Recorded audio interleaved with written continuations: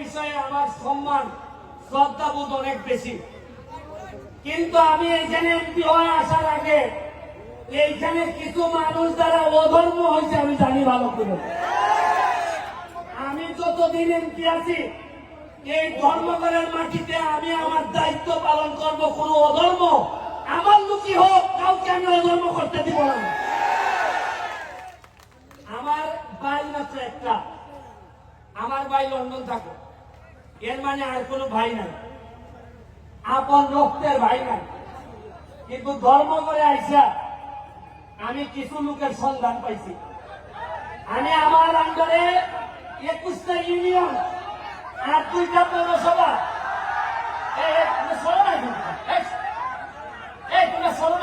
দেখতে দাও, 2টা পৌরসভা, প্রতিটা ইউনিয়নে আমার আদর্শের কিছু ভাই তৈরি হইতেছে।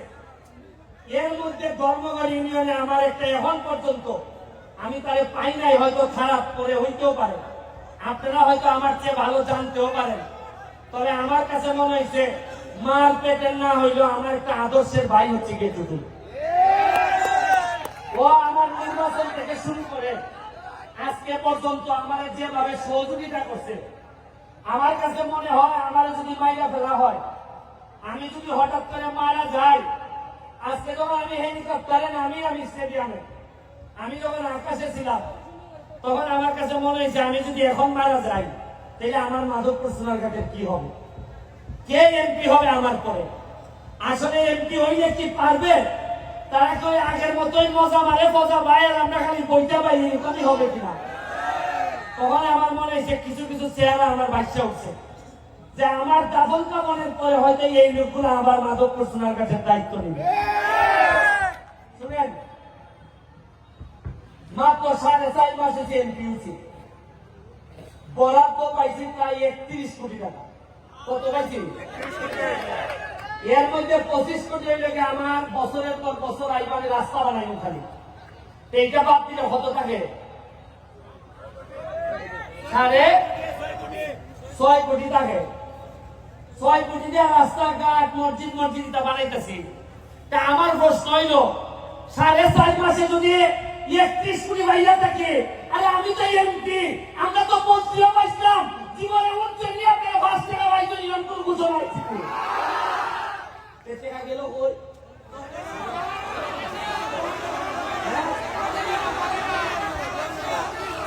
আরে 4.5 মাসে যদি অত টাকা বানাইতে পারে, অত টাকা আনতে পারে, আপনারা আশ্চর্য হইবেন। গত সপ্তাহে আমি মাধবপুরের লেখা বরাদ্দ হয়েছে 50 লাখ এলজিবি। আমি যা কইলাম যে 50 লাখে কি ব্যারিস্টার সুমনে রইব, আপনি জানেন যে আমি সব মানুষ, আমি টাকা খাই না। ভাই ঠিক আছে, যাই নাই, যাই না কইল যে তাইলে 50 থেকে ডাবল করে মাধবপুরে 1 কোটি টাকা দিয়ে দেয়। ওই আস্তে সিটে আইতেছে 1 কোটি। এর আগে আমার দেওয়া দিচ্ছেন আরো 75 লাখ খালি মাধবপুরের লেখা, এটা গত সপ্তাহের খাস। আমি এখন দেখি টাকা খরচ করে কোন ভাই না, খালি ভাই না মানুষ যারে দিয়ে খামটা করাইতাম। আমার ডর লাগে যে টাকা দিলে নিয়ে আগে তাল ধরে আমার অভিনয় দিলানি। আর আমি জানি এ লেগে এমপি সাহেব হইতাম চাই না, সুমন ভাই হইতাম চাই, কারণ আগামীবার এমপি নাও দেখতে পারে, কিন্তু ভালোবাসা দিয়ে আপনারা ভাই হইতে পারলে বই যাবো, আমি শান্তি পাইব। পর্যটন নগরী বানাইতাম এইখানে,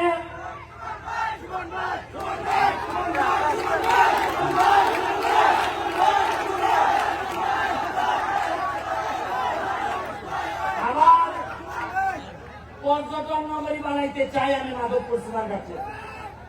আমি নেত্রীরে বলছি, জননেত্রী শেখ হাসিনারে যে যাব, যে আমার 24টা চা বাগান আছে, আমার 2টা রিজার্ভ ফরেস্ট আছে, আমার স্থলবন্দর আছে, আমার বর্ডার আছে, আবার কিসের কম আছে? মাধবপুর আপনারা জানেন কিনা সবচেয়ে ধনী উপজেলার একটা, 100টার মতো ইন্ডাস্ট্রি আছে। মাধবপুরের মানুষ একটা মানুষ না খেয়ে থাকতে পারবে না।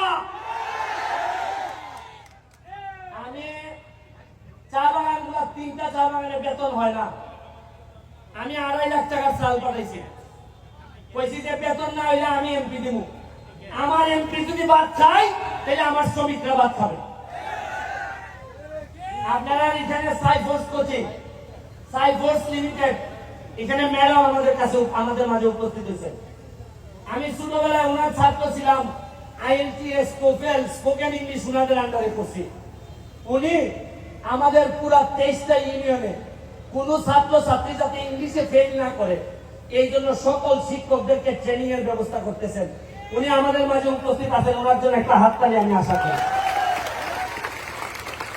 আমি কম্পিউটারের ব্যবস্থা করতেছি বাচ্চাদের জন্য, প্রতিটা স্কুলে মাল্টিমিডিয়া ব্যবস্থা করতেছি। আমি আজকে আর বক্তব্য বাড়াবো না, স্বপ্ন দেখতে শিখেন। যে সুমন 9.5 লাখ টাকা দিয়ে নির্বাচনে নামছিল, আজকে 9.5 লাখ টাকা দিয়ে নির্বাচনে নামিয়া আজকে কিছু লোকের কথা বলতে হয়। মুসলিম চেয়ারম্যান সাহেব, আলাউদ্দিন ভাই, এখানে বাবুল ভাই, সেলিম চৌধুরী, কিছু লোকের নাম বলতে হয় যারা আমার জন্য, আমার মতো একটা এতিম বাচ্চাদের টাইম না তুলছে।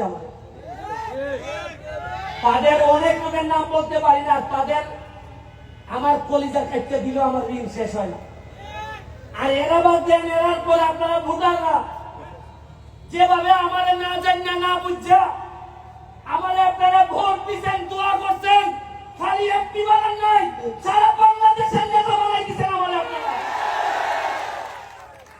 আমরা মাধবপুর সোনারঘাটের হিসাব করি না, হিসাব করি মাধবপুর থেকে জাতীয় নেতৃত্ব তৈরি হবে, সোনারঘাট থেকে জাতীয় নেতৃত্ব।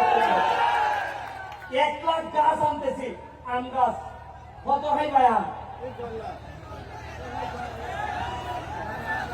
আমি আপনাদেরকে বলি, আজকে আরেকদিন নবী আসছে এখানে, আজকে সাথী খান আসছে গান গাইতে, আজকে তামান্না হক আসছে গান গাইতে। কিছুদিন আগে আপনারা জানেন সোনারঘাটে আমাদের ICT মন্ত্রী আসছে, সালমান মুক্তাদি, তাসরিফ খান, এরা আসছে। আপনারা বুঝেন না যে এরা আসে মানে লক্ষণটা কিটা? এরা এমনি আয়, এরা বুঝে যে তাহলে বলে জিতেছি। এরা জানে, এরা তো সারা দেশ ভেঙে খায়, এরা জানে কোন জিনিসটা চলতেছে। এই রুমি আমি আরো প্রায় অনেক বছর আগে তারে সোনারঘাট নিয়ে এসলাম। এই সময় আমি তার আইনজীবী ছিলাম, একটা মামলা করছি। ওই সময় সাইন্সে ভাইয়া কিছু কম টাকা দিয়ে নিয়েছিলাম, বললাম যে আমি উকিল, তোমার আমার এলাকার আইও গান গাইলে কিছু কম টাকা রাখতো। এই সময় মাত্র 25 না 30,000 টাকা দিয়া, এই সময় 1 লাখ টাকা দিয়ে গান করে। ওই আমার ছেড়ে দিছে, ভাই আপনি যেহেতু আমার আইনজীবী গাইলেন, এই শোন না।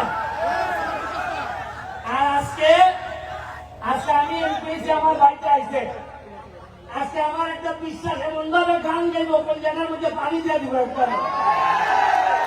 আমরা ভাই মহাসড়কে যাইতেছি, মাধবপুর সোনারঘাট মহাসড়কে যাবে, 6 লেন হইতেছে।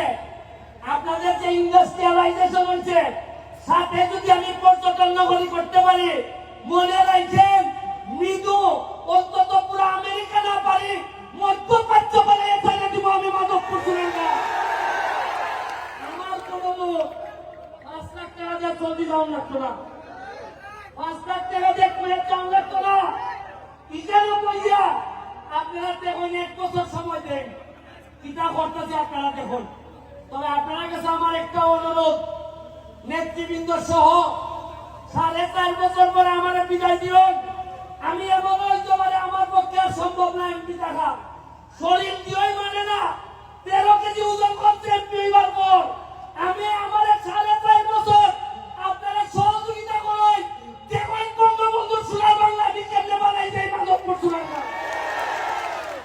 আমি আশা করি আপনারা আমার সহযোগিতা করবেন। আমি কথা দিতে,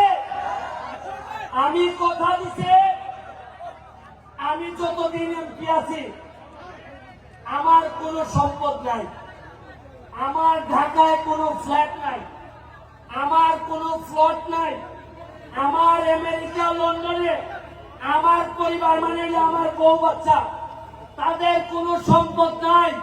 আমি কথা দিচ্ছি যতদিন এমপি থাকবো মাধবপুর সোনারঘাটের, আমি আমার পরিবার 100 জায়গার মালিক আমি হব না। আমি এমপি যদি নিজেই মাল বানাই, আমার জনগণের দেখবো কিছু না। আরে যে সম্মান দিছ এরপর একটা মানুষের আর সম্পদ লাগে না। আপনারা আমার জন্য দোয়া করবেন। আমি আরিফিন নবীর কাছে মাইক দিব, তার আম্মার জন্য দোয়া করবেন। তার আম্মাও আমার খুব পছন্দের মানুষ, দুঃসময়ের সাথী। আমি আপনাদের কাছে আবারও দোয়া চেয়ে আমি সব সময় আপনাদের সাথে থাকবো। যখন গান হবে বাচ্চাদের জন্য গানে থাকবো, যখন ওয়াজ হবে ওয়াজে আমারে পাবেন, আমার যখন ঈদের আনন্দ হবে তখন পাবেন। আপনারা জেনে খুশি হবেন আমার এলাকায় একটা ময়লা নদী, যে নদীতে আপনারা জানেন 49টার মতো বাথরুমের লাইন ছিল। আমি এমপি হওয়ার পর এই বাথরুমের নদীতে ডুব দিয়ে উঠতে বলছিলাম যে এমপি 49টা বাথরুমের লাইনে ডুব দিতে পারে, এই এমপি ইতিহাস না বদলে যাবে না এই এলাকা থেকে। আপনাদেরকে আবারও শুভেচ্ছা জানিয়ে দোয়া করবেন, যদি বেঁচে থাকি তাইলে আমাদের পক্ষে ইতিহাস বদলানো সম্ভব হবে। আর যদি মাইরা ফেলে তাইলে বলে যাচ্ছি, ভালো ছেলে মেয়ে যারা আছে তাদের মধ্য থেকে সৎ মানুষ যারা আছে তাদেরকে এমপি বানাবেন। আমি যদি মারা যাই, কথা দিয়ে যাচ্ছি, আপনাদেরকে শপথ করাই যাচ্ছি, পছন্দ আপনাদের, তবে অবশ্যই আগামী নির্বাচনগুলোতে আমার হোক তোমার হোক এইটা দেখার বিষয় না, সব মানুষ ছাড়া, কর্মঠ মানুষ ছাড়া যেন মাধবপুরে কেউ নেতা হইতে না পারে। আমার বিরুদ্ধে যদি থাকে, সৎ যদি হয়, আমি তার সাথে থাকবো। আমি কথা দিচ্ছি, এটা আমার বাপের মৌরসী সম্পত্তি না। আমি এখানে মুলুক বানাইতে আসি নাই। আমি আইসি মাধবপুরের 7 লক্ষ চুনারঘাট মাধবপুরের মানুষের শপথ নিচ্ছি যে তাদের ভাগ্য বদলাবো। আর এই ভাগ্য বদলাইতে গিয়া আমার যতটুকু দৌড়াইতে হয়, যত জায়গা যাইতে হয় আমি যাব। এই কথা দিয়া আজকের মতো বিদায় নিচ্ছি। জয় বাংলা, জয় বঙ্গবন্ধু। প্রিয় দর্শক মণ্ডলী,